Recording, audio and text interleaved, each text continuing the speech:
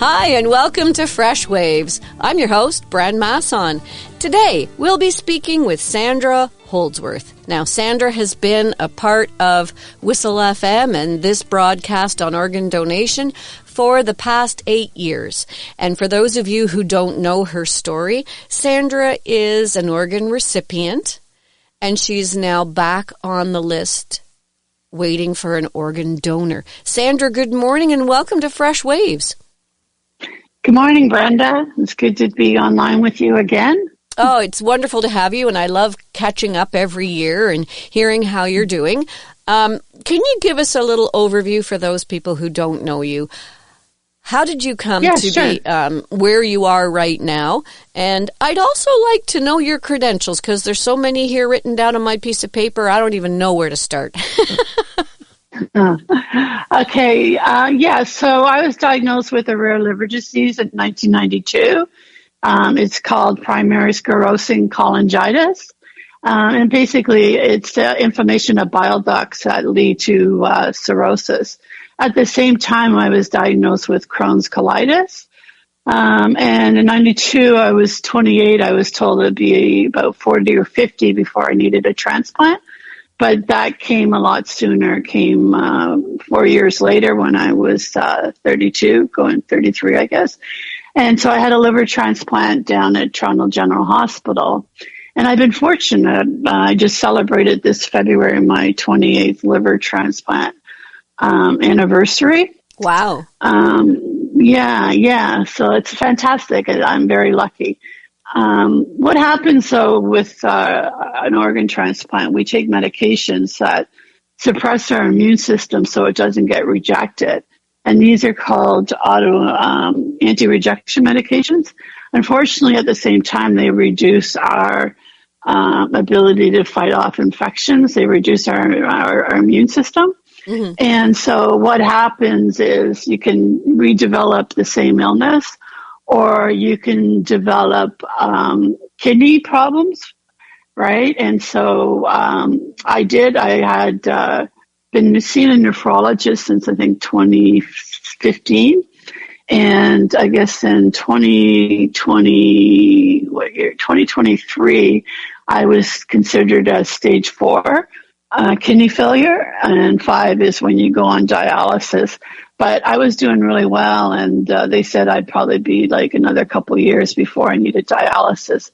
But unfortunately, in February of last year, I had a really bad cold, and one night I woke up and I couldn't go to the bathroom, and I couldn't feel my feet. So I was rushed to the ER in my hospital here. I spent 5 days there for them to determine that I had E. coli and that my kidney function was getting worse. And then I was rushed down to RVH and in their ICU too for a couple of days. And then on the first day, the doctor was saying, we're doing what we can to bring your kidney function back to normal. And then the second day, when my numbers were way out of whack, I had said, look, doc, I survived sepsis to come here to go on dialysis. And the next day, that was March 19th of last year. So it's been a year that I've been on dialysis. And that's going well. My husband and I took a course at the Royal Soldiers Memorial Hospital, and we've been doing that at home since last July. What happened, though, is I got discharged from UHN in 2013 because I was doing really, really well. And at the same time, I just had procedure for my Crohn's, which left me with a permanent ileostomy. And so I was looking for a doctor that could look after both my ileostomy and my liver. And so I was transferred up to Barrie. And I still see the doctor there for my Crohn's disease or for my ileostomy treatment. But I was also seeing the liver team there. And so we did blood work. We did everything that was required. We did an MRI. And it's only because of my work as a patient partner in research and healthcare that I was on a team. And at the end of the meeting, we had one of the main researchers who happens to be a hepatologist down at UHN asked me how I was doing, and I mentioned how I was a little bit frustrated because I had asked for an ultrasound, and the ultrasound showed portal hypertension and possibility of varicose veins, which is signs of liver problems. And so I was a little bit upset that they triaged that. So she brought me back down to Toronto, and within 3 months, I had a liver biopsy done and a fiber scan. And I found out that although blood work and MRIs were the standard, someone who's like myself, who's had autoimmune disease for their transplant, and over 20 years, or now they're even finding like not even that long. The only way to truly tell how the liver's doing is through these two tests that I mentioned, biopsy and FibroScan. And at that time, I think it was early 2023, I was told that I had stage 4 fibrosis of my liver, which basically meant that I had cirrhosis. Wow. And it's not like you're a big drinker, partier, because people hear cirrhosis and they say, oh, yeah, well, that's because they drink too much. But that's not the case, is it? No, I had that during my first time when I told people I needed a liver. They said, oh, we didn't know you drank or you do drugs and stuff. So, yeah, that's something. And, that does happen. There's a lot of people that get transplants because of alcohol use, but there's over 100 different ways that people can get liver disease, and mine was autoimmune, and so that surprised me. I was a little bit disappointed because you think you're doing really well, but not totally shocked, because I know, as I said earlier, that these medications can take a toll. And being out 28 years, I mean, like, you can just imagine how many people in that time that I've seen pass waiting for a transplant, or, maybe only lasted 5 years or 10 years, or, that have, lost their lives. So I'm grateful for that, but I didn't really want to share that at that time, because I was focused on my kidney failure. And I do share a lot about my health journey on Facebook, and it's to help people understand, the journey that I'm on, but also to help other people by sharing my story. And, I've got lots of positive feedback how sharing my story has really helped them and brought a lot of awareness to people about the different illnesses that I have. Now, you've been involved with the Canadian Transplant Association and other organizations over the years. Tell us a little bit about that. Yeah, I actually started promoting organ and tissue donation before my transplant. I think it was 95 or 96. And at that time, it was down at a UHN, right out of the hospital there. It was the MORE program, multiple organ retrieval and exchange. And, we went to high school. I went to health fairs at certain companies. I don't know, anywhere that we could set up a booth, we were doing it. I was traveling a lot back then. And what happened is, over the years, it became ODO, Ontario Donation Organization. And then under the Mike Harris government, it became Trillium Gift of Life Network. And I did a lot of work with them. I was actually chosen as one of their champions in 2015. And then I think it was on the 25th anniversary of my liver transplant, it was February 26th.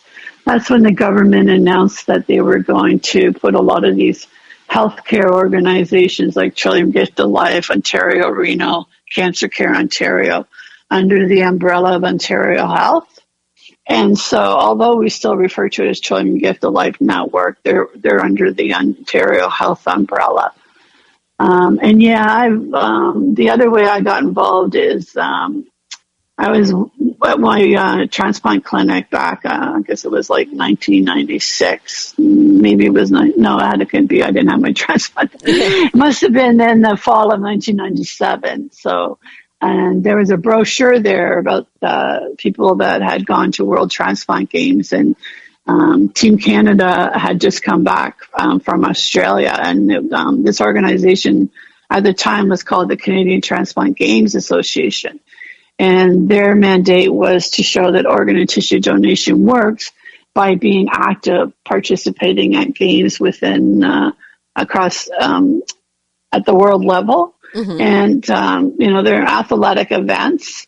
And, at the world level, usually the people are pretty good athletes that go to those. Yeah. And I thought, wow, that would be amazing. And so I did go to World Transplant Games. My first one was in 99 in Hungary, Budapest, which is an amazing experience. And I did 7 World Transplant Games until my last one in 2011 in Sweden. Wow. You got to realize, and I was a flag bearer for that one, so it was very special for me. But these trips cost like $5,000, like the time you get your flight and you pay for the week, even though it's reduced. And, you usually like when I was in Japan, you do some sightseeing and stuff like that. So it can add up. And my husband's like, okay, how about we do things together? And, you had your, your fun type of thing, right? So, because it's like I spent all my RSPs because, to be honest with you, I didn't think I was going to survive so long. But I was with them. I started as a member in 1998, and then I think it's like 99, I was on the board of directors as a secretary membership. And that was a national board. And then I went on part of the Ontario board. And then I became the provincial director in 2011. And I did that until 2018. So that was really good. That was interesting to do. And working with Children Gift of Life was good. And I did some work with Canadian Blood Services as well.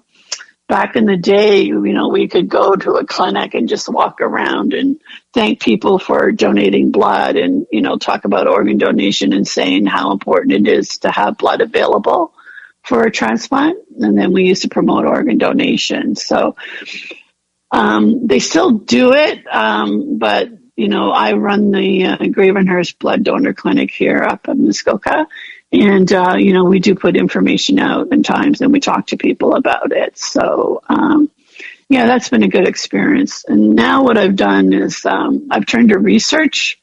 I've been working with the Canadian Donation Transplant Research Program. It's a national program that works with researchers and executive and patient partners. They're called patient family donor partners. Mm-hmm. And I started that in 2013 just out of going to a speaking event and talking about my experience regarding physical therapy following my transplant. And I got involved with Can Restore, which basically is showing how important it is to have physical therapy. At the time it was after, but now, we've been promoting before, like you can do exercises while you're on dialysis. And, at the time I was told with my liver, and back in 92, go home and don't get sick. But, I lost a lot of muscle and stuff like that. So, we're showing that, you can do exercise before, because it's also major surgery as well. Right. So, I'm preparing because now I'm officially on the list for a new liver and kidney. I've been working with a physical therapist team to try to keep as strong as I can. Even though I'm very tired and weak, I'm still trying my best to, go for walks with my walker and do some strength training. We know that when there's a live donor, for example, they go through quite a regiment to get ready for their surgery. So, for example, we interviewed Meg Thomas, and before she donated her piece of her liver, she had to have a special diet, very clean diet, and all regulated by the doctors down at, I think it was Toronto General, and Yes. all the things that she had to do to get strong, get healthy, make sure that she was in the best shape possible so that as a donor, a living donor, she could donate. And I think the same goes for the recipients. The recipients, it's that double-edged sword. They're already sick, which is why they need a transplant, but they still have to maintain some sort of strength in order to have the transplant. It really is a double-edged sword. It's a very difficult situation to be in. Yeah, you're right. The living donors do go through lots of tests, and they have to have a certain BMI, and they need to be in good shape. I actually do know Meg. Her mom and I helped mentor her mom many years ago, who's actually had 2 livers, and she's actually waiting for a kidney herself. Meg actually went on to donate. She donated part of her liver to a little girl, and she also went on to donate her kidney.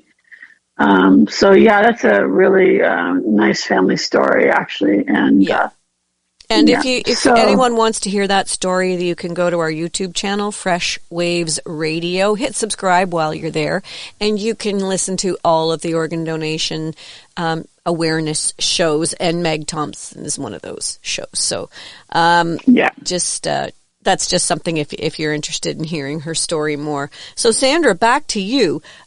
You have to get strong. I've heard of people waiting for an organ that have been hospitalized. They're that ill.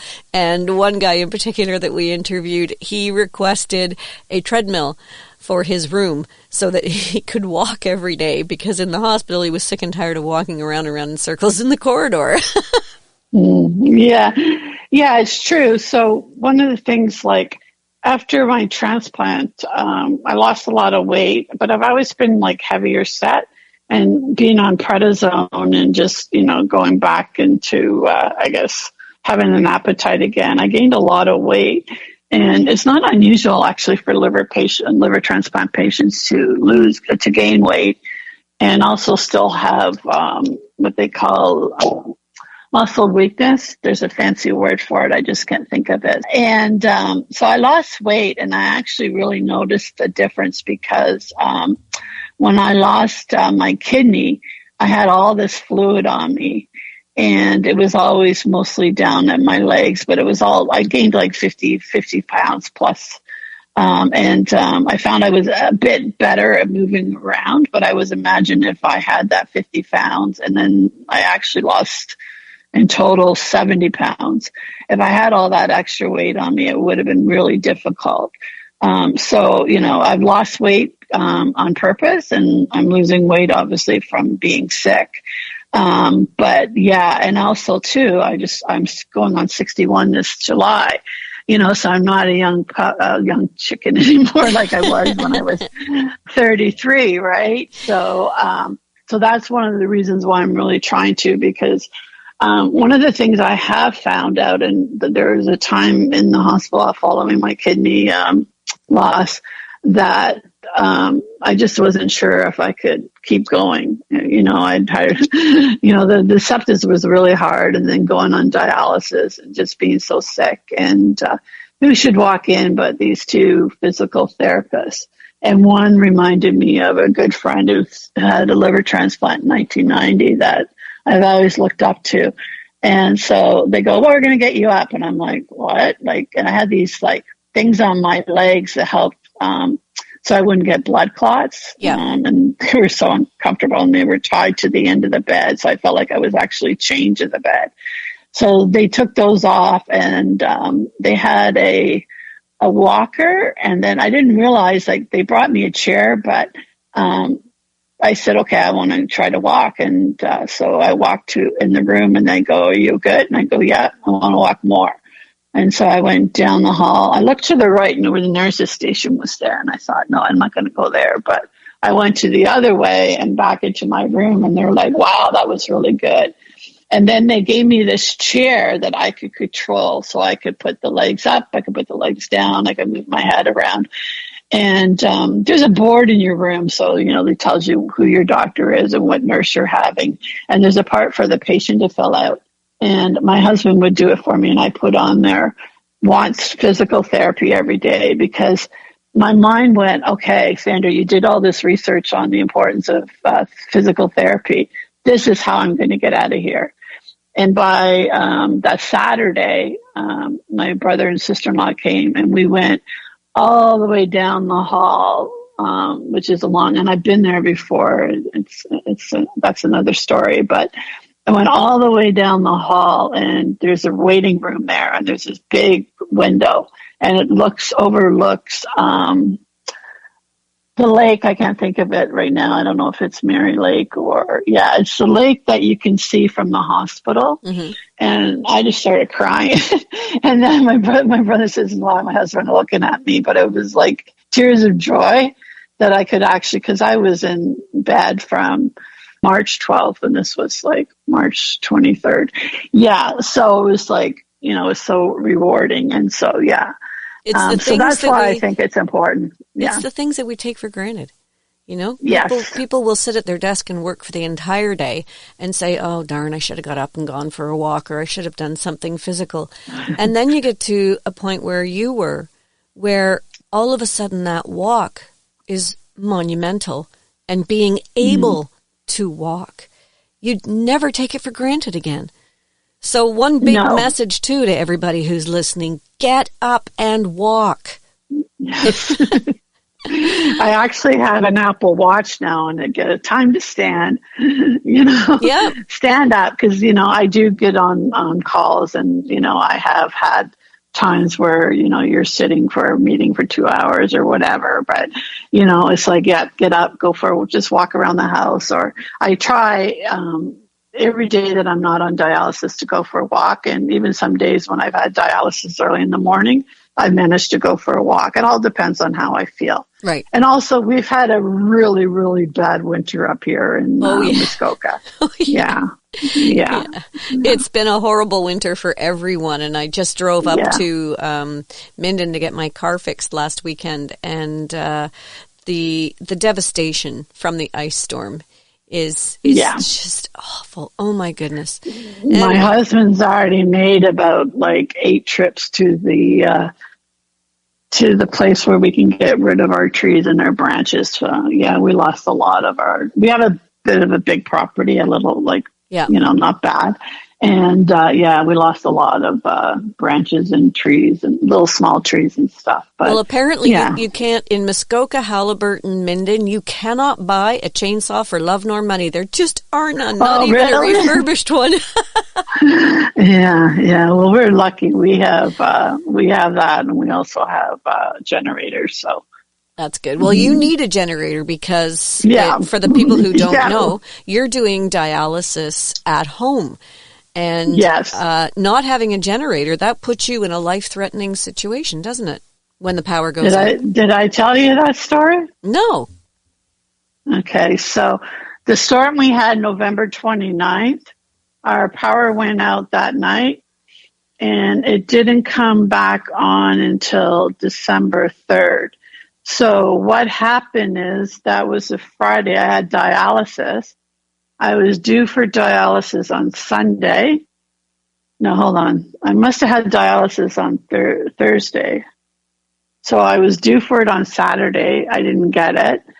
And then the time Sunday night came. So that's Thursday to Sunday. That's way too many days, not to have dialysis. I was feeling really sick, and I was just like, oh my God. And then I was worried, I got to get dialysis. But our roads were closed, and there was no hydro. Oh. So we couldn't do, at the time, the power generator we had helped us keep us warm, kept our fridge, kept the TV on and that. But what happened is I decided to call our mayor and say, what should I do? And she says, she talked to the staff there that had a little bit of a, emergency room set up. And she said, just call 911. So this guy comes to the door, and he goes, okay, we got to walk up the street. He said they already had an ambulance that went in the ditch, and they're not coming down. There's a car in the middle of the road. So my husband and this ambulance guy, who was amazing, we walked up the street, which is all uphill. Oh, no. And I'm feeling lousy. It's 3 feet of snow. He's got a flashlight. He says he's going to carry me. And I'm like, I don't think so, buddy. And, I was out of breath, right? But I got there. And he had his truck. And then he drove me out to the road. And that ambulance took me to the hospital.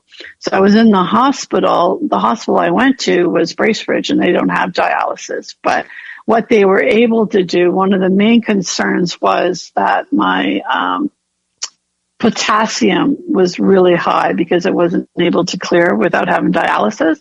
And when your potassium is high, you're at a high risk for heart problems, right? Mm-hmm. So they were able to do a treatment where they gave me insulin, and then they gave me something to take it.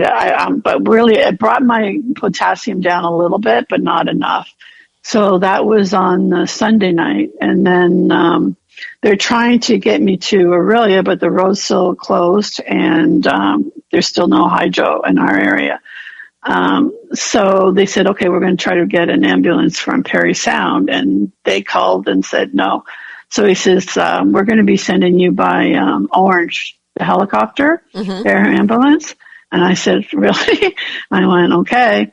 So these guys came in, amazing team. They were all from Toronto, a doctor from Sick Kids and 2 of the team members. And they put me in the stretcher that there's no way that you could move. And they put me in the Orange helicopter. And we took off. And so I was awake. I was tired, closing my eyes. But I said, Sandra, this is probably going to be the only time you're in an Orange helicopter where you're not out of it, right? Like where you're unconscious. So I just said, try to stay awake. And I was able to see all of the trees and the snow from the sky. It was so beautiful, right? Wow. And they took me right down to Aurelia, but the hospital there's small. It doesn't have like a landing pad. So I landed at the OPP, another ambulance, and then the Orange team came with me. And so they had heard that someone was coming by Orange. And so the whole dialysis team that I had there before I did it at home, they were all like, oh my God, like the Orange team's here, right? So I was able to get dialysis. That was on the Monday. And then I had to stay overnight. And then the next day they wanted to have me stay again. But my husband called and said, the roads are open and the hydro's back on. I'm going to come and get you. So I had dialysis then, but it was a little bit of an interesting experience. So my husband invested in this big, we have a generator, but we have all these power banks, and this big power bank that's, worth $8,000 that we got for $5,000. Still very expensive. It can run your whole house, but we have it hooked up to my dialysis machine, and we've had to use it 2 times since we bought it. So I will never be in that situation again, but I'm so thankful for the care that I received. Yeah, that sounds like a real community effort to get you the help that you needed, and that's admirable on all sides of that fence. We have to take our break. When we come back, we're going to talk about some of the alarming statistics that you've uncovered recently, and we'll have more information about organ donation and organ donation awareness, because half of what we've been talking about is awareness. If people are aware, they're more likely to donate or be a part of the movement to help other people donate. You're listening to Fresh Waves. I'm your host, Bren Masson. This morning we're speaking with Sandra Holdsworth, and we'll be right back, so stay tuned. Hi, this is Jason, aka Happy J, producer for Fresh Waves and host of the Block Party here on Whistle FM. My sister gave me a kidney 25 years ago that lasted 20 years, and now I need a new one. Are you in good health and have an A-positive blood type? You could be the perfect living donor for me. Check out my Facebook group, A Kidney for Jason Rumble. That's JASONRUMBALL. That's RUMBALL. A Kidney for Jason Rumble on Facebook. Or you can also find me on Instagram and Twitter at HappyJayCanada. That's HappyJay Canada.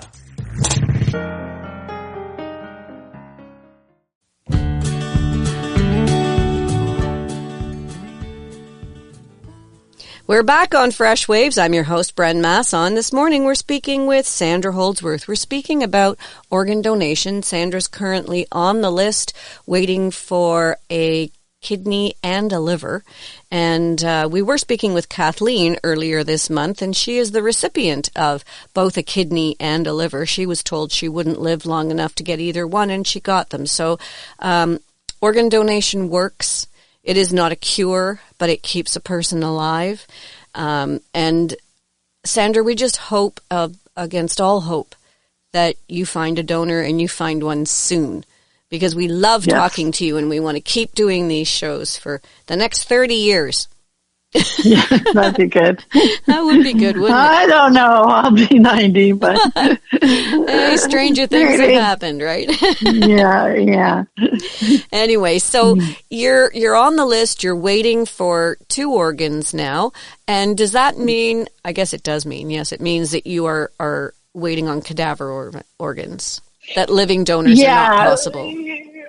Well, liver donor is not possible for my liver. So ideally, I would like to be able to have both at the same time, right? Because it's a major surgery. So then, yes, it would be the liver, kidney from the same donor. However, it has been suggested that maybe I should look for a living donor for the kidney in case I get to the point where I'm so sick that they just want to give me the liver.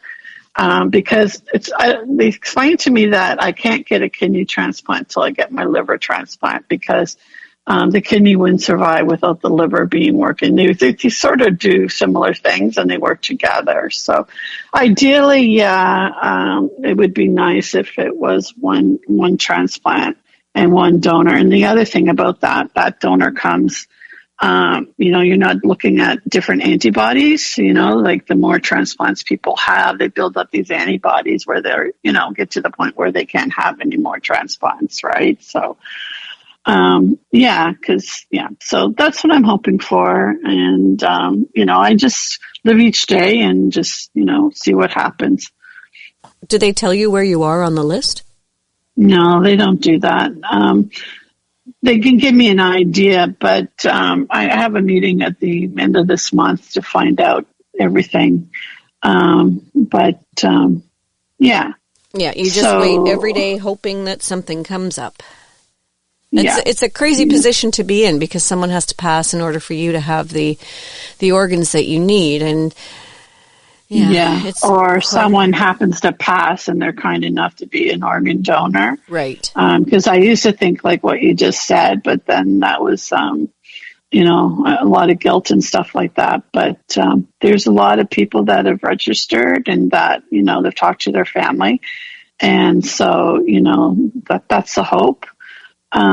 But yeah, it's difficult. So I've been told by many people, and I believe myself that I was brought into this world to help people. And, I had my first liver transplant and then I had my ileostomy and I survived sepsis. So, I believe that I'm here for a reason and I still have a job to do. So, that's my faith. That's what I believe in. And I've been told that by many people. So. Great. We'll see. Great. Yeah. That's good. Yeah. One day at a time. So let's talk about some of the statistics. I think what I heard was that 90% of people polled in Ontario believe in organ donation, but only 32% are actually registered to be a donor. That's crazy. Yeah, I actually think that's a Canadian number. Wow. Okay. But I'm not sure. I'd have to check. But yeah, I have heard that, and it is something that's told all the time. So why aren't they registering? I think that's something that we should really look into. You and I talked briefly before some of the ideas that we had, but that would be a good research question. Mm-hmm. But yeah, it's true. And so if we look in Ontario, as of March of this year, 31st, there's 1,500 patients waiting for a transplant. And that seems to be an ongoing number for many years. Like, I think the highest I remember getting up to was 1,700 in Ontario. But it also says that in Ontario, there's been since 2000. They haven't really kept track of how many recipients there are in Canada. So there are Ontario or brought by province. But on the Be a Donor website, it says since 2003, there have been 25,244 transplants. So I'm thinking I got to look into that because that sounds high for just Ontario, but I'm not sure. I have to do the math on there because there's usually about 700 a year, and that's like so that could be the number for Ontario. So, but what's happening though for the Ontario registration rate? It's only 35%, right, on average. And in Toronto, it's 24%. Now, I remember before we hosted the transplant games there in 2016, it was like 15 or 14. It was pretty low, but still at 24%. That's still very low. And then I'm really proud of Muskoka, where I live. Actually, because Bracebridge is number one, but it's tied with other places like Espanola and North Bay. A couple others, I believe, at 59%. And my hometown is 53% in Gravenhurst, and Huntsville is 52%. And Parry Sound, which is part of Muskoka Parry Sound, is 56%. So those numbers I'm very proud of. And when I came here, we had an advocate here named Linda Rowe that did a lot of work. But when we came here, I set up Muskoka Gift of Life, and we've been doing a lot of work to try to raise awareness. And actually, the Bracebridge Hospital has been doing really great. I would say all the hospitals are, like the Huntsville and Bracebridge.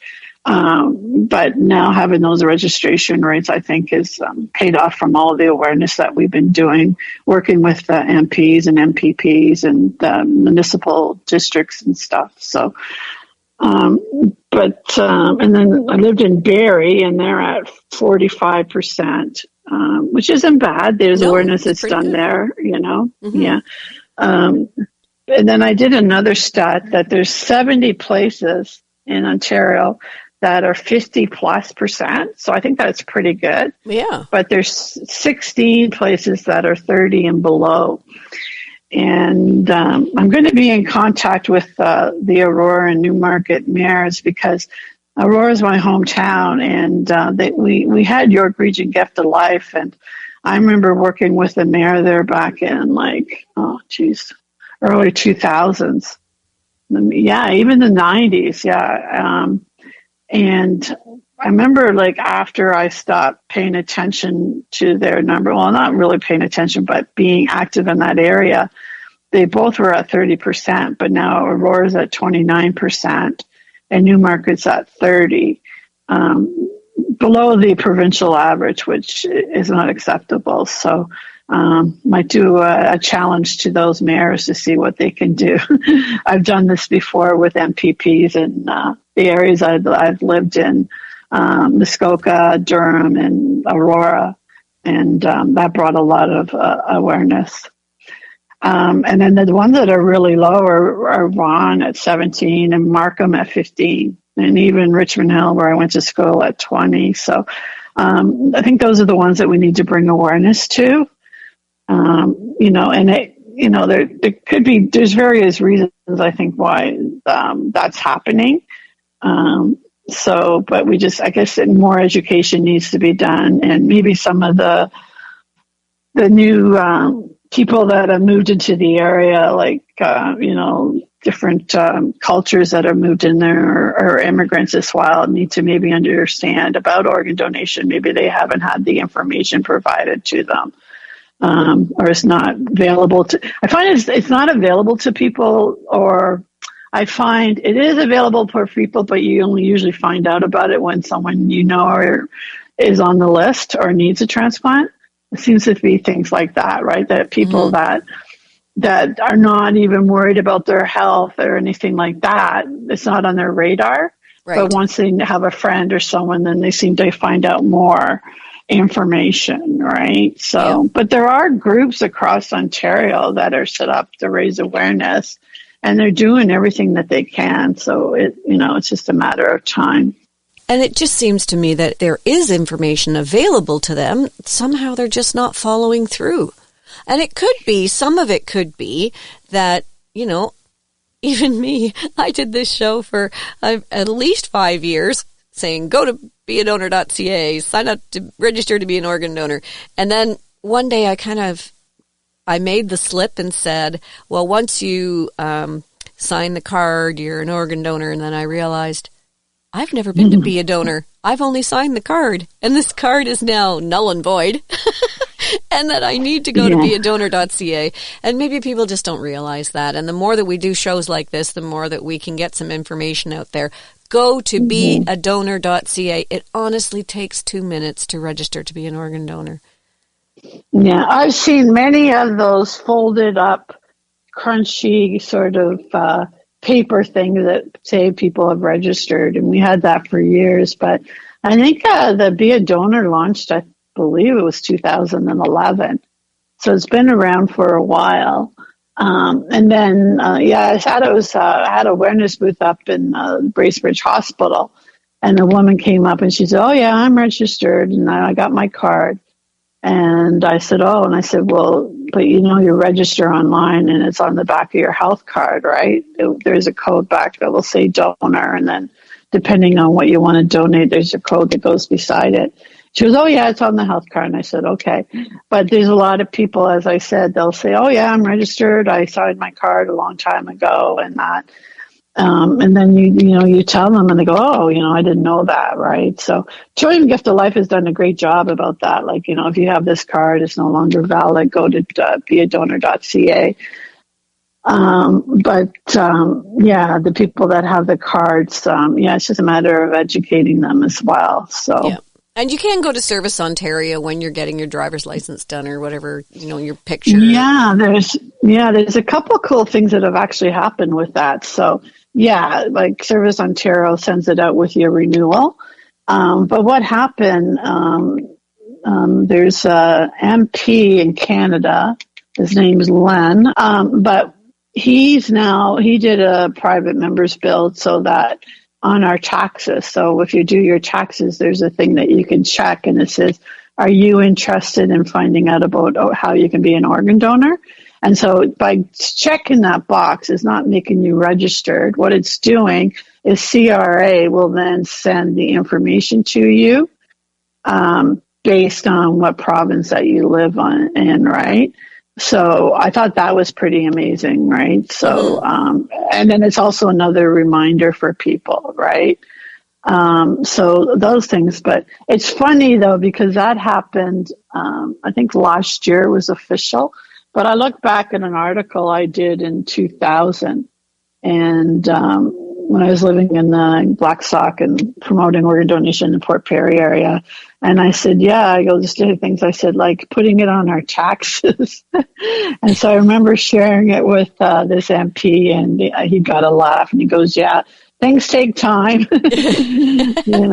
People have to be, So I was really pleased with him. So, yeah. Well, it's great that you actually reach out to the politicians and the people who can make things happen. And I know that there's a group right now that is talking with all the provinces about adopting the program that they have in Nova Scotia, which is an opt-out program, meaning that everyone is assumed to be an organ donor unless they specifically say that they are not. And I don't know. To me, that sounds like a good idea. I do understand that there are all kinds of reasons why it might not be the best idea for some people, but I think by and large, it just sounds like a good idea to me. Yeah, so Nova Scotia was actually a research project to see what would happen. And, there's people all of a sudden, just said they're going to opt out. Right. And they took their name off the list and then, but it all came down to education and awareness. So the more education that's provided, the more people will register. So I have mixed emotions on it. At first I was really against it because, people want to do things because, it's altruistic and they want to, register. And I think anytime something's where we're told to do something, especially by our government, there's resistance. Yeah, that's true. Yeah. So, I'm on the fence about this one. I still think that there's other things that we could be doing.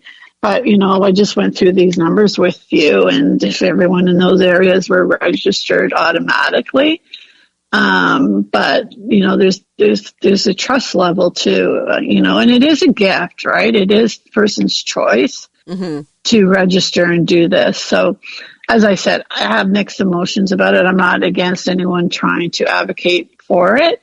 But, I've just been in a lot of different rooms and hearing, different things about it, where it's, as I said, it all come down to education and awareness that was getting people to register. So, but, we talked about all the awareness that's been going on. So, as I said, yeah.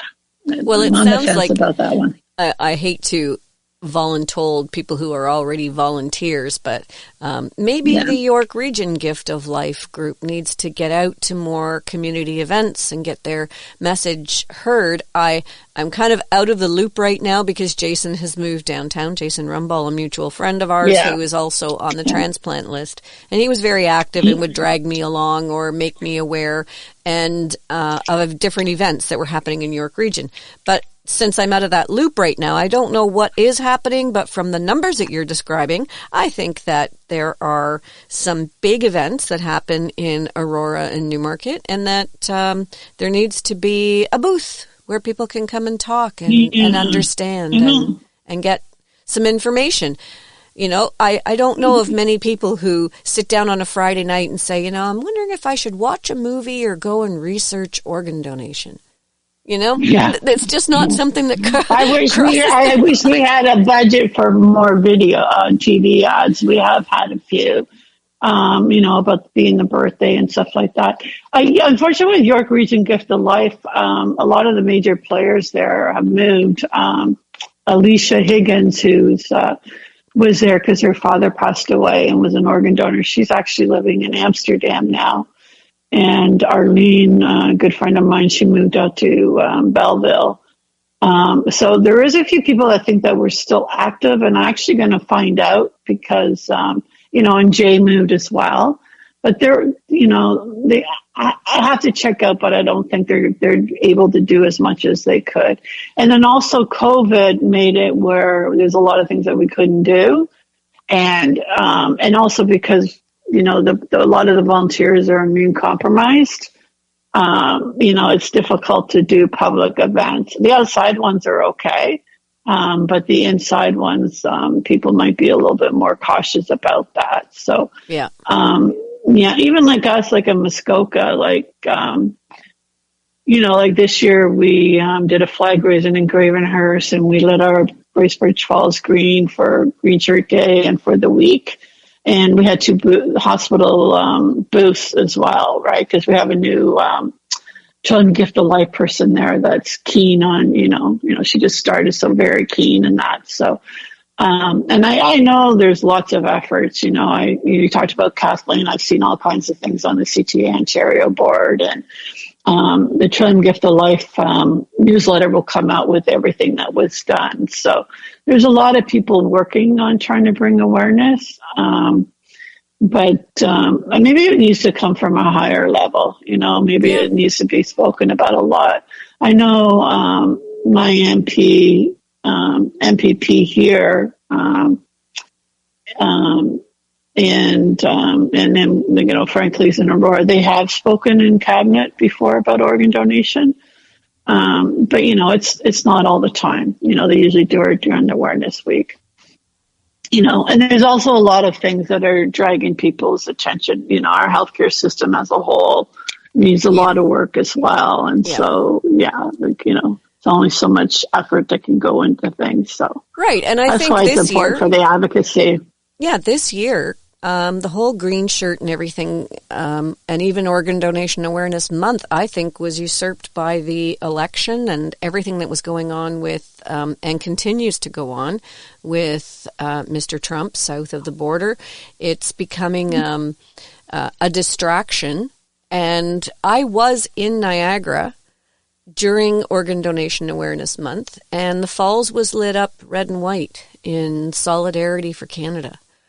And yeah, there was a day that Kathleen got it lit green. I'm yeah. not sure when. It's a hard thing to make arrangements for. We did it. I don't know. I think it was 2011 where we met the Americans on the Rainbow Bridge from New York. Yeah, that wouldn't help. Yeah, but you're right. The whole election came right during the time that we were trying to promote organ donation.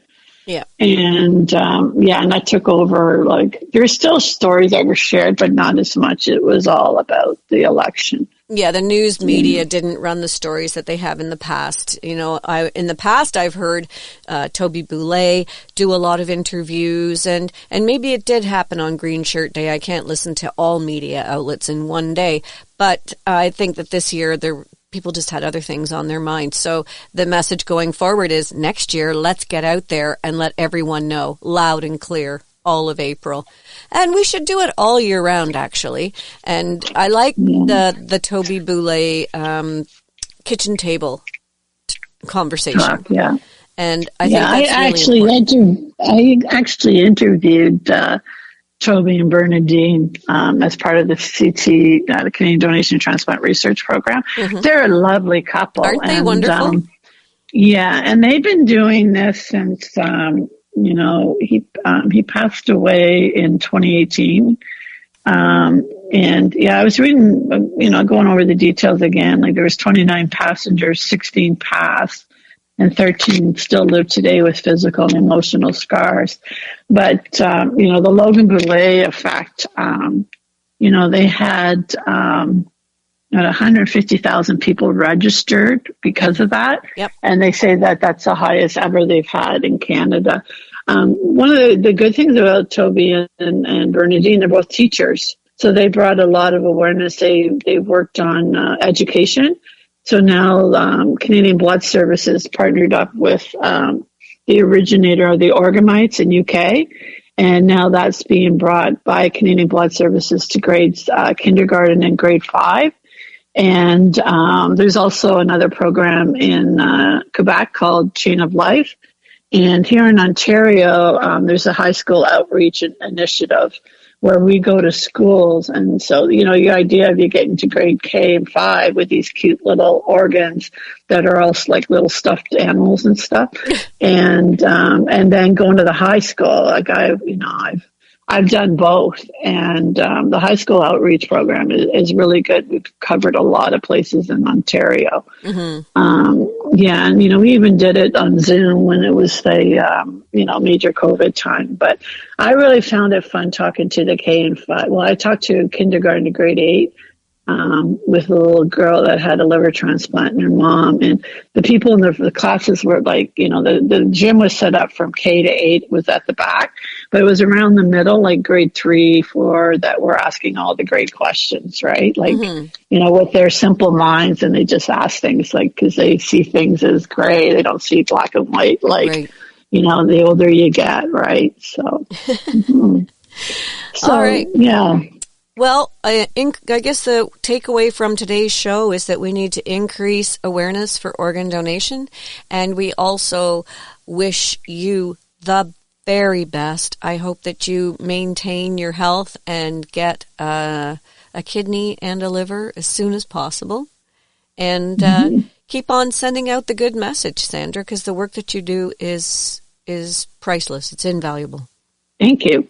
Maybe next April we'll be talking about my new organs. Absolutely. I hope that. I wish that. And I look forward to it for sure. And we'll be talking to you long before next April. And I keep up with you on Facebook and all the things that you're doing. So keep on trucking, as they say. Okay. Thank you. And thank you for what you do, Brenda. Promoting organ donation for over 8 years. That's amazing. And you do this with the goodness of your heart. And we all really appreciate it. And I'm sure everyone who's had a chance to share their story really like it as well. So, well, thank you for saying that. It is a labor of love, but you know what? It's a very worthwhile cause, and I wouldn't miss it. It's one of my favorite things that we do on this show. That's it for Fresh Waves today. Thanks for joining us here on Fresh Waves. And next week, we'll be talking about writing and how to write your story and what's involved in memoirs, or just a good life story and how to share it. This is Fresh Waves signing off for another week. We'll catch you again next Sunday on Fresh Waves. Take care, everyone.